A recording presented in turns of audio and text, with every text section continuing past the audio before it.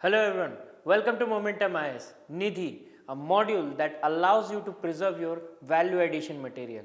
And in this session, we are going to check out the Lok Prahari case versus Union of India.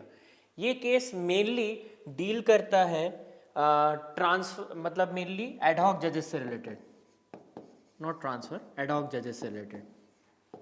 Ad hoc जजेस हम किन जजेस को कहते हैं, जैसे जो रिटायर्ड हो चुके हैं और उनको वापस लाया जाता है सिस्टम में ताकि कुछ स्पेसिफिक केसेस को हैंडल या टैकल किया जा सके। नाउ दिस केस कि अगर डॉक्यूमेंट पीडीएफ फॉर्मेट में चाहिए तो ये आज के डीएनडी जब रिलीज होगा तो उस टाइम पे आपको मिल भी जाएगा, but in the form of video we are going some providing some extra information so that you can get use it for your mains answers in whichever way you can use it. So mainly एक छोटा सा summarise वे में मैं इतना बता देता हूँ कि एडहॉक जजेस का अपॉइंटमेंट कैसे होता है अगर हाई कोर्ट से रिलेटेड स्पेसिफिकली देखा जाए। That is article 224A। Now why this a is added? Actually original जब कॉन्स्टिट्यूशन था तो वहां पे ये आर्टिकल 224 में ही था, बट व्हाट हैपेंड कि जब 7th कॉन्स्टिट्यूशनल अमेंडमेंट आया तो उससे इस आर्टिकल को स्क्रैप कर दिया गया था। However, it was reinserted as Article 224A in the 15th Constitutional Amendment. Now please also remember कि इसका relevance 7th Constitutional Amendment Act जो था उसका relevance और भी है, something which is related to governors, कि मतलब गवर्नर एक स्टेट में ही होना चाहिए, एक से ज़्यादा स्टेट में एक गवर्नर सेम गवर्नर अपॉइंट किया जा सकता है, या जो भी उसका मतलब जिस हिसाब से वो री स्टेट या स्टेट होगा उस पर्टिकुलर के लिए। नाउ मेनली इस चीज़ को बनाया किस लिए गया? मिहिर आर एक है, इन्होंने एक अच्छा आर्टिकल लिखा है जिसपे उन्होंने इस कंफ्यूजन के बारे में थोड़ा बात भी किया है। And he says, now this I have written this name just for because जो PSR ऑप्शनल के लिए अगर एक स्कॉलर व्यू यूज़ करना चाहते हैं। मिहिर आर ने ये कहा कि 224 को जब लाया गया था ओरिजिनल कॉन्स्टिट्यूशन में तो कॉन्स्टिट्यूएंट असेंबली में मेन डिबेट ये था कि ये वो जजेस होंगे जो जिनके पास थोड़ा एक्सपर्टीज होगा कुछ केसेस को हैंडल करने के लिए। But when it was reinstated in through 15th constitutional amendment which is in 1963, तो तब ऐसा कोई पर्टिकुलर इन्फॉर्मेशन नहीं मिलता कि ये किस लिए वापस रीइंस्टेट किया गया, जबकि दोनों कॉन्स्टिट्यूशनल अमेंडमेंट के बीच में जस्ट 7 years का ही डिफरेंस था। This was brought in 1956 while this was brought in 1963. Now Mihir R ने इसी चीज़ के बताया कि कॉन्स्टिट्यूएंट असेंबली में जब इस चीज़ की बात हो रही थी तो वहाँ पे एक्सपर्टीज़ का वो था, बट 15 कॉन्स्टिट्यूशनल अमेंडमेंट में ऐसा कुछ मिलता नहीं है। However 79th, 124th and 188th law commission in reports में स्पेसिफिकली बताया गया है कि जब हम एडॉक जज को जब अपॉइंट करेंगे तो that should be mainly related to pendency of cases. Now see this pendency कितनी बार हमने अपने जुडिशरी इश्यूज को जब हम डिस्कस कर रहे हैं तो वहां पे भी हमने पेंडेंसी को बहुत बार डिस्कस किया है। तो pendency is really a very much grave issue which is existing in our Indian judicial system.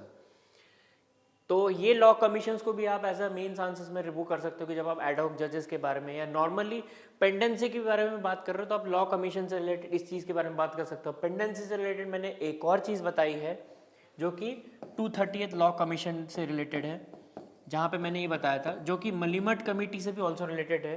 मलिमट committee and 230th law commission दोनों ने ये कहा कि पेंडेंसी को ऑफ केसेस कहीं ना कहीं का एक बहुत बड़ा रीज़न है कि जुडिशरी में जो लंबे लंबे समर ब्रेक्स है, जितने भी टाइप के ब्रेक्स मिलते हैं from time to time, which is also creating a big problem. हालांकि उस चीज़ को काउंटर करने के लिए जस्टिस KG बालाकृष्णा या फिर former chief justice of India आपके NV रमन्ना ने भी उसके अलग पॉइंट्स बताए कि वो ब्रेक्स क्यों यूज़ दिए जाते हैं। So coming back to the case, इस केस में ऐसा क्या हुआ कि एडहॉक जजेस से रिलेटेड ये इतना इंपॉर्टेंट है। लोक प्रहरी केस में क्या हुआ, सुप्रीम कोर्ट ने, एंड ये रीसेंट है 2021 में ये केस हुआ था, इसमें स्पेसिफिकली कुछ गाइडलाइंस दे दिए सुप्रीम कोर्ट ने कि एडहॉक जजेस को कब अपॉइंट करना है। सबसे पहले उन्होंने बोला कि अगर वैकेंसी हाई कोर्ट में 20% से ज़्यादा है या फिर पेंडेंसी जो जनरल पेंडेंसी है वो अगर 10% से ज़्यादा है तो तब आप उस केस में अपॉइंटमेंट करो। इसी चीज़ से रिलेटेड उन्होंने एक और चीज़ बताई, इसी चीज़ को उन्होंने बोला सुप्रीम कोर्ट ने ट्रिगर पॉइंट।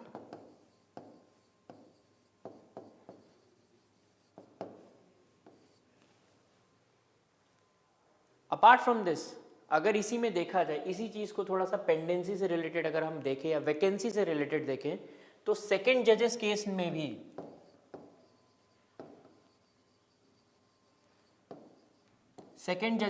में भी एक चीज़ बताया गया है जो कि ये है कि जब आप अपॉइंटमेंट कर रहे हो और उस अपॉइंटमेंट का जो फिलहाल के लिए जो प्रोसीजर है कि chief justice of India consent लेंगे प्रेसिडेंट से एंड देन उस अकॉर्डिंग अपॉइंट करेंगे, कलीजियम सिस्टम एक रहेगा, तो सुप्रीम कोर्ट ने उस चीज़ को भी माना था सेकंड जजेस केस में कि जो प्रोसीजर है वो प्रोसीजर वैसा का वैसा ही रहना चाहिए।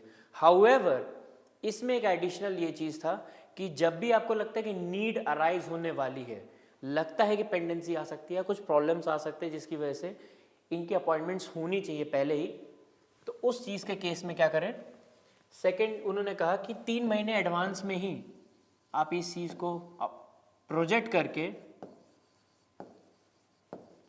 आप एडहॉक जजेस का अपॉइंटमेंट के बारे में सोचना स्टार्ट कर दें। एक टाइमलाइन उन्होंने सेकंड जजेस केस में बता दिया था। कमिंग बैक टू दिस, इस केस में एक और गाइडलाइन दे दिया गया कि हाई कोर्ट में एक पैनल ऑफ विलफुल रिटायर्ड जजेस की लिस्ट होनी चाहिए। और ये जो विलफुल रिटायर्ड जजेस, जो जजेस रिटायर हो चुके हैं, चाहते हैं कि कुछ केसेस अगर आती हैं तो मैं उन्हें रिजॉल्व कर सकूं, तो वैसा पैनल वो हाई कोर्ट मेंटेन रखे। एंड ये जो पैनल मेंटेन रहेगा, इसमें एक और चीज़ ये थी कि वो मोस्ट प्रॉब्ली ये ट्राई किया जाए कि वो प्रीवियस ईयर 1 साल पहले ही रिटायर किए हो। ये इतना लंबा नहीं होना चाहिए कि पुराने जजेस को भी आप अपॉइंट करके लाओ। It was just like a convention type of thing. और साथ साथ जब भी अपॉइंटमेंट करना है तो जिस पर्सनल जज या जिस जज को अपॉइंट किया जाएगा उस जज की एक बार personal interaction with chief justice of that high court होना चाहिए। Remember this point. Third point is that कि जो टेन्योर रहेगा जजेस का वो कहीं ना कहीं आप 2 से 3 साल रखो और एक टाइम पे कितने जजेस अपॉइंट करो, 2 से 5 जजेस अपॉइंट करो। और ये वो जजेस होने चाहिए जो पेंडेंसी उन केसेस को हैंडल करे जिनकी पेंडेंसी 5 साल या 5 साल से ज़्यादा है। हाउएवर ये chief justice of the high court या हाई कोर्ट का डिस्क्रिशन भी हो सकता है कि अगर कुछ और स्पेसिफिक पर्पस के लिए भी उन्हें एडहॉक जजेस को अपॉइंट करना है। हाउएवर मैंने जैसे कहा था कि 79th, 124th and 188th law commission ने स्पेसिफिकली बोला था कि पेंडेंसी ऑफ केसेस से रिलेटेड ही आप एडहॉक जजेस को अपॉइंट करो। तो ये कुछ 3-4 गाइडलाइंस उन्होंने स्पेसिफिकली पहले ही बता दिया कि किस तरह से जजेस का अपॉइंटमेंट होना चाहिए या किस तरह से आप इस स्पेसिफिक इशू को ओवरऑल वे में हैंडल करो। इसके अलावा एक और जो आप एडहॉक जजेस से रिलेटेड हम कह सकते हैं वो है PLR projects versus Mahanadi coalfield case.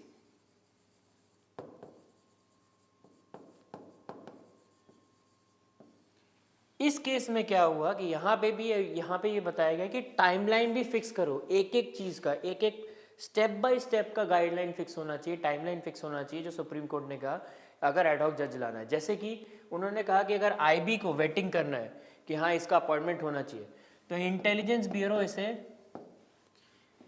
3 से 4 वीक में कंप्लीट करे।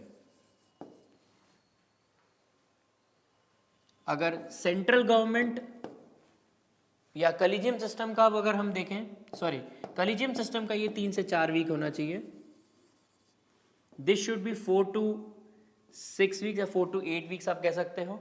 और सेंट्रल गवर्नमेंट को इसे 8 to 12 वीक्स में जो भी अपॉइंटमेंट्स के जितने जो जिस प्रोसेस में होता है कि अगर कलीजियम ने कुछ बोला उनका वो काम वो 3-4 हफ्तों में कंप्लीट करे। देन सेंट्रल गवर्नमेंट के पास जाओ तो सेंट्रल गवर्नमेंट उतने देर में वेटिंग प्रोसेस भी स्टार्ट कर दे रहे, इंटेलिजेंस ब्यूरो के लिए इतना टाइमलाइन होना चाहिए कि वो उस चीज़ को फिक्स कर सके एंड सेंट्रल गवर्नमेंट उस अकॉर्डिंग आगे अपना काम फाइनलाइज करके इम्प्लीमेंट कर दे।